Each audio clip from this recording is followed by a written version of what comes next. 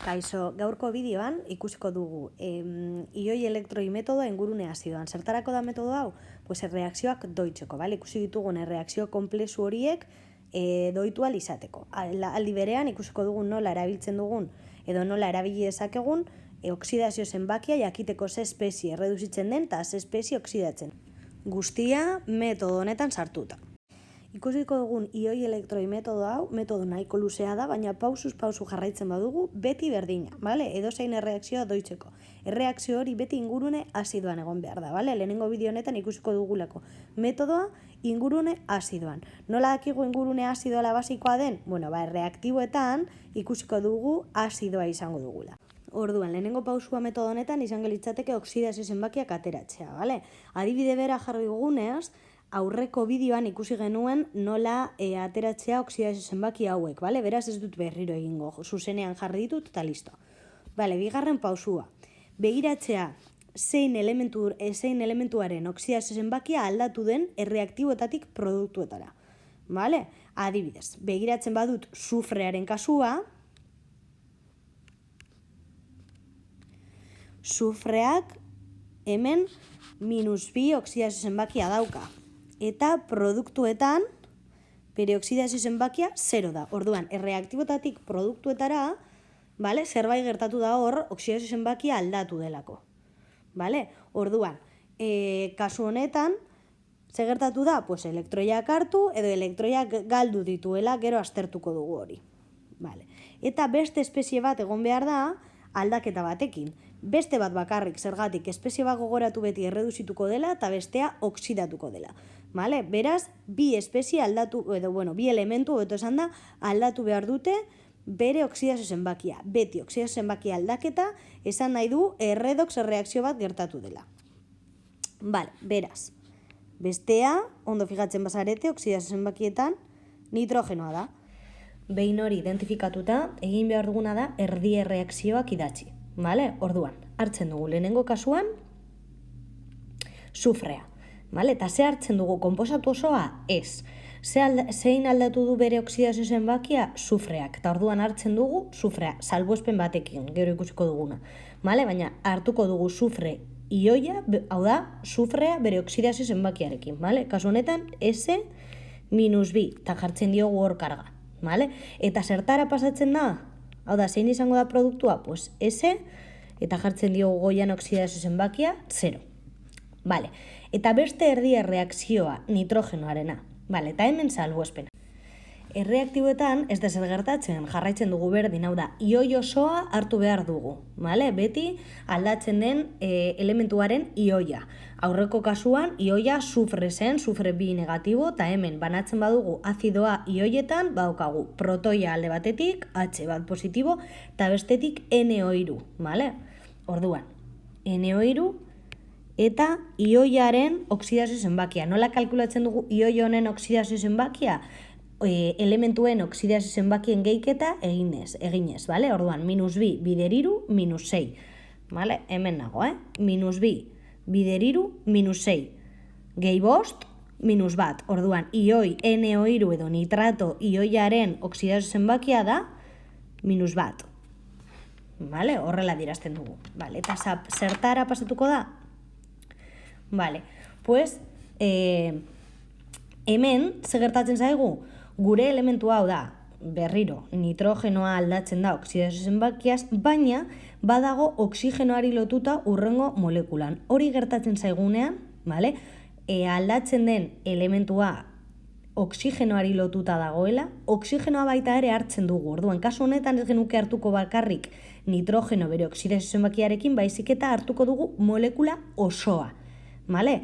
Aldatzen den elementua oksigenoari lotuta badago, hartzen dugu molekula osoa. Kasu honetan orduan hartuko genuke NO. Eta bakarrik hau gertatzen bada, oksigenoari lotuta badago, hartzen dugu molekula osoa. Eta ez bakarrik aldatzen den elementuaren ioia. Vale? Molekula osoa oksigenoari lotuta badago.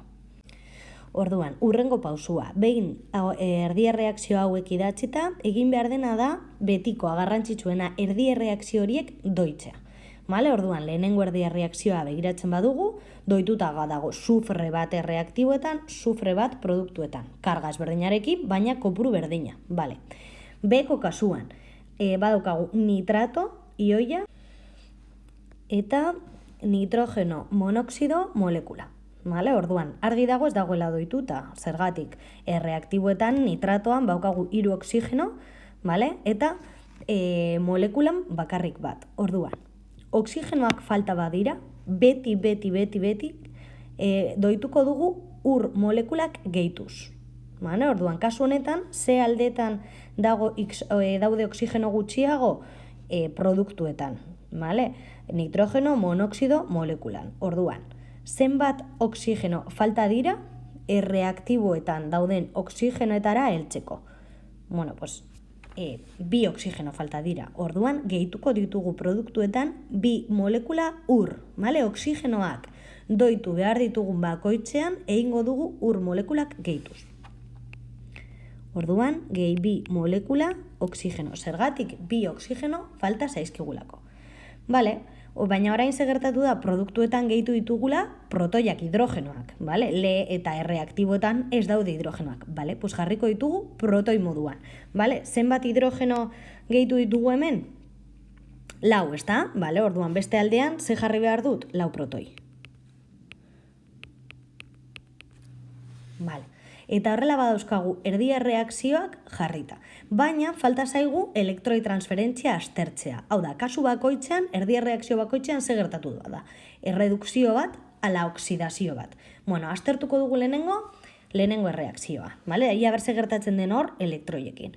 Bueno, pues lehenengo sufre ioiaren oksidazio zenbakia -2 eta sufrearen oksidazio zenbakia 0. Vale? Orduan, -2 badago hasieran eta 0 badago amaieran ze gertatu da elektroiekin. Elektroiak karga negatiboak direla ikusita. Bueno, 2 galdu dituela. No? 2 negatibo baldin badauzka, 2 negatibo hauek desagertzeko ze gertatu da? Pues 2 elektroi galdu direla. Elektroiak direlako karga negatiboak. Honetarako truko bat dago. Hau da, jakiteko elektroiak galtzen ala hartzen diren, truko arras bat dago oksidazio zenbakiarekin. Vale? Oksidazio zenbakia.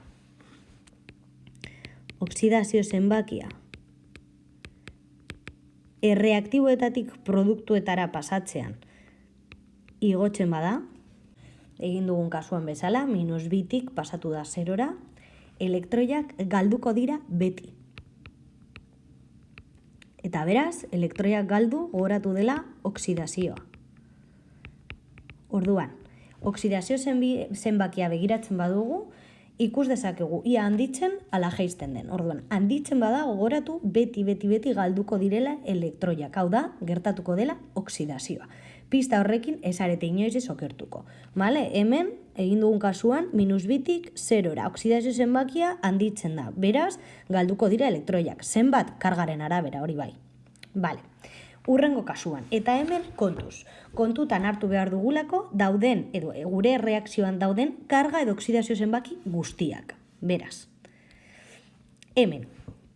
Badaukagu alde batetik protoi guztiek eragiten duten karga edo oksidazio zenbakia, eta bestetik nitrato ioiak egiten duen edo eragiten duen, edo daukan, hobeto esan da, karga. Vale? Orduan guztiak gehitu behar dugu eta guzti horren karga finala kalkulatu. Vale, orduan, protoiak. Protoi bakoitza bat positibo, baina 4 protoi daude orduan, guztira 4 positibo. Vale? Eta nitrato ioia bat negatibo. Guztira, ze karga dago hemen? 3 positibo. Osta? 4 ken bat, 3. Vale? Orduan, 3 positibotik 0ra pasatzeko, ze hemen ez dago kargarik, ez da, ura neutro da, orduan, 0, eta nitrogeno monoxido molekula baita ere neutro, beraz, 0. Orduan, ze gertatu da, 3tik 0ra pasatzeko. Vale, hemen ze gertatzen da, oksidazio zenbakia jaisten dela. Beraz, ze gertatuko da, pues kontrakoa. Elektroiak hartu, eta beraz, erredukzioa gertatuko da. Vale, orduan, hemen, 3tik 0ra oksidazio zenbakia jaisten da, eta orduan, zer gertatuko da elektroiak hartu. Zenbat? Pues, kargaren arabera, kasu honetan, 3 elektroi. Vale, baina posible da erredox erreakzio batean espezie batek askatzea 3 elektroi eta besteak 2 hartzea ez. Beti elektroi kopuru berdina izan behar da. Zergatik geratzen zaigu holan? Doituta ez dagoelako, eta gure helburua metodo honekin da doitzea.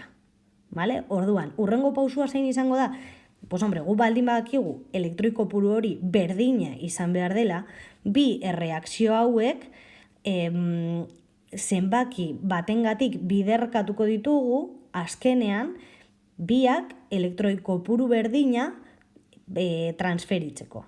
Vale? Hau da, hau matematikan bezala, ekuazioetan egiten duzuen bezala, vale? Guztia edo termino guztiak biderkatzen badugu zenbaki beretik, emaitza ez da aldatzen. Orduan hori egingo dugu, bale? 2 elektroi eta 3 baldin badauzkagu, azkenean kopuru berdina izateko egingo dugu, bueno, pues goiko ekuazioa biderkatuko dugu bider 3, eta behekoa bider 2. Eta horrela, izango ditugu, edo transferituko dira 6 elektroi, beti. Vale? Baina horretarako gogoratu ekuazioaren termino guztiak egon behar dira zenbaki horrengatik biderkatuta. Vale? Beraz, honen emaitza izango litzateke 3 S bi negatibo, edo minus 2 nahi duzun moduan, gehi erreaktiboak alde batetik eta produktuak bestetik, gehi 2 bider 4 protoi, 8 protoi, gehi 2 nitrato, ioi, eta horrela amaitu dugu erreaktiboekin. Vale. Elektroiekin, segertatzen zaigu, pues, 3 bider 2, 6 elektroi. 2 bider 3, 6 elektroi, horregatik egin dugu. Orduan, ken 6 elektroi, gehi 6 elektroi, beraz, joango dira. Hau da helburua, zergatik, espezie batek askatzen baditu 6 elektroi, besteak 6 hartu behar dituelako, hori beti. Vale, eta jarraitzen dugu produktuekin. 3 sufre, nahi bauzue oksidazio zenbakia jarri, 0, gehi 2 nitrogeno monoxido, gehi 4 molekula ur. Hemen lortu dugunari deitzen diogu ekuazio ioniko doituta. Doituta dagoelako ja, baina ioi ez osatuta oraindik. Orain pasatu behar dugu hemendik gure hasierako erreakziora, ja, ekuazio molekular doituta izatera, vale? Ja, molekulasko erreakzioa doituta izatera. Orduan, zer egingo dugu? Bueno, lehenengo pausua, fijatuko gara ia ber, erreaktiboetan eta produktuetan zerbait dagoen amankomunean. Hau gertatuko zaigu agian protoien kasuan eta uraren kasuan.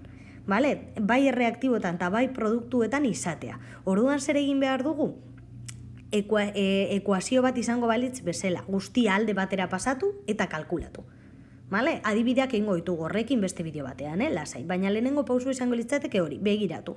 Erreaktibotan eta produktuetan badaukat, bietan ura edo protoiak, kasu honetan ez, vale? Protoiak bakarrik dauzkat erreaktiboetan, eta ur molekulak bakarrik dauzkat produktuetan. Vale, listo. Venga, eta orain, ekuazio ioniko doituta izatetik, ekuazio molekular doituta izatera, hau da, gure hasierako erreakzioa doitzera.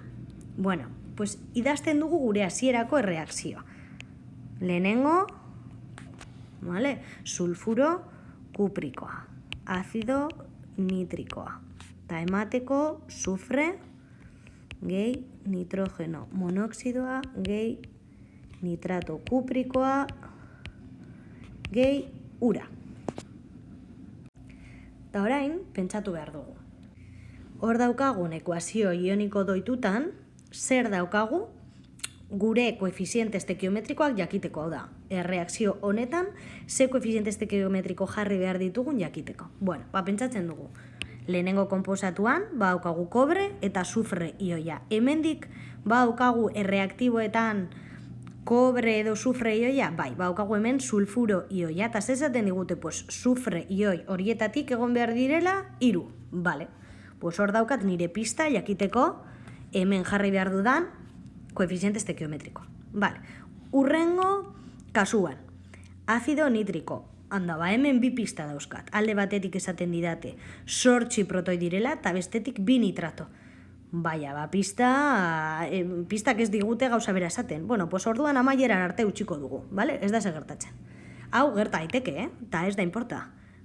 Amaieran arte beti gertatuko zaigu hau protoien kasuan bakarrik, Bale, produktuetara, goaz. Hemen daukagu sufre, gure pista, hemen dago. Zenbat sufre egon behar dira? 3.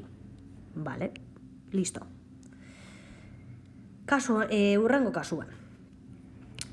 Nitrogeno non daukagu? Hemen badago gure pista. Zenbat nitrogeno monoxido eduki behar ditugu? 2. Pues venga, 2 bat jarriko dugu. Vale. Listo. Hemen badaukagu kobre nitrato. Ez daukagu pistarik hementxe, jakiteko kobre nitrato zenbat egon behar diren. Ez daukagu, ez da kobre ioia, ez da nitrato ioia. Bueno, baitzarongo dugu amaiera arte. Ez du esan nahi, ez egoteak hemen bat egon behar dela, edo ezer ez dugula jarri behar. Ez du esan nahi hori, bakarrik esan nahi du, gerorako utzi behar dugula eta gero konprobaketan ia ber gertatzen zaigun. Vale? Baina bakarrik hori. Vale. Urrengo pista, ura daukagu, eta hemen esaten digute, 4 ur molekula izan behar ditugula. Orduan, ze jarriko dugu hemen? Pues 4. Vale. Eta orain, beti konprobatu behar dugu. Vale? Bueno, amaierarako utzi ditugu protoiak. Zertarako, uran begiratzeko. Hemen, konprobatu edo produktu guztietan zenbat protoi dauden ikusteko. Orduan, hemen daude 8 protoi, ez da? Orduan, nori egingo diogu kasu hemen? Pues honi, 8 protoi. Ze zenbaki jarriko dugu hemen aurrean? 8. Vale. Eta orain konprobaketa egin behar dugu. Batez ere noiz egin behar den konprobaketa pistak ez daudenean. Hau da, hemen segertatu zaigu, kobre nitratorentzako. Pues bueno, produktuetan ez geneuskala pista jakiteko hemen aurrean zer dagoen. Orduan, kasu horretan fijo, konprobaketa egin behar dela. Vale? Nik guztietan egingo nuke eta nire aholkua da zuek beti egitea. Vale? Baina printzipioz hori gertatzen bada, fijo. Vale, orduan hasiko gara horrekin, hori delako errazena. Vale? Zenbat kobre daude produktuetan. Bat bakarrik, hau. Eta erreaktiboetan 3. Baina. Hor, zerbait ez daukagu ondo. Produktuetan, zenbat nitrogeno daude? Hemen 2, eta hemen bat. Hau da? 3. Epa, hau ez dut ondo kopiatu. Barkatu. Vale. Hemen 2 nitrogeno, eta hemen beste 2, 4 nitrogeno. Kasu honetan, 8 nitrogeno. Txartu baita ere. Hemen, 6 oxigeno, gehi 2, 8. Gehi 4, 12. 12 oxigeno. Ta hemen, 24. Ez ebez. Konprobatuko dut beste guztia, badazpada, ia ber, akatz bakarra daukadan, hemengo pista ez neukalako, edo zerbait txarto egin dudalako. 3 sufre, 3 sufre. Ondo. Nitrogenoak eta oxigenoak izan dugu txarto daudela, eta kobrea baita ere, baina molekula honetan daudelako. Vale? Eta gero, protoiak. 8 protoi, 8 protoi. Guztia ondo, orduan. Ze daukagu txarto bakarrik? Hau. Orduan, zer ingo dugu? Pues errazenean fijatu. Hau da. Kobre bakarrik daukagu molekula batean. Honetan. Nitrogeno badaukagu hemen, eta hemen. Oxigeno badaukagu hemen, eta hemen. Jo, pues zein da errazena? Kobre. Vale? Eta horrela, doituko dugu. Kobre hemen bat, eta hemen 3. Vale, pues zer jarri behar dut orduan produktuetan? 3. Eta orain berriro zenbatuko dut, ia ber ja ondo geratu zaidan ala ez. Guztia ondo egin badugu, orain ondo egon behar da. Vale, aldaketa bakar bat egin behar izango dugu beti. Orduan, zenbatuko dugu, eta hemen 3 kobre, eta hemen baita ere 3 kobre. Vale. Nitrogenoak. Reaktiboetan 8 nitrogeno, eta produktuetan orain egin dugun aldaketarekin 2 hemen, beste 6 hemen, ezta? Hemen 2, ioi nitrato bakoitzeko 2 nitrogeno, baina 3 molekula daude, orduan guztira 6 nitrogeno daude, vale? Eta hemen 2, orduan 6 gehi 2, 8 nitrogeno hemen, vale? Momentuz, ondo. Orain, oksigenoak. Hemen, 24 oksigeno. 24 oksigeno. Eta produktuetan, molekula honetan 2, molekula honetan 3 bider 2, 6, eta bider 3, 18. Gehi 4, 22. Eta 22 gehi 2, 24. Orduan, 24 oksigeno. Listo. Egin dugu konprobatketa eta ondo dago doituta. Hemen zer lortu dugu? Zer daukagu? Ekuazio molekular doituta. Eta hau zen gure helburua, vale? Hasierako erreakzioa doitzea. Pues listo. Vale? Eta orain ikusi dugun metodoa da ioi elektroi metodoa ingurune azidoan. Azido bat daukagulako erreaktiboetan. Urrengo bideoan ikusiko dugu ingurune basikoan, baina hori egin baino lehen egingo ditugu ariketa batzuk zuek ikusteko nola egiten den metodo hau beste ariketa batzuetan eta beste adibide ezberdinetan.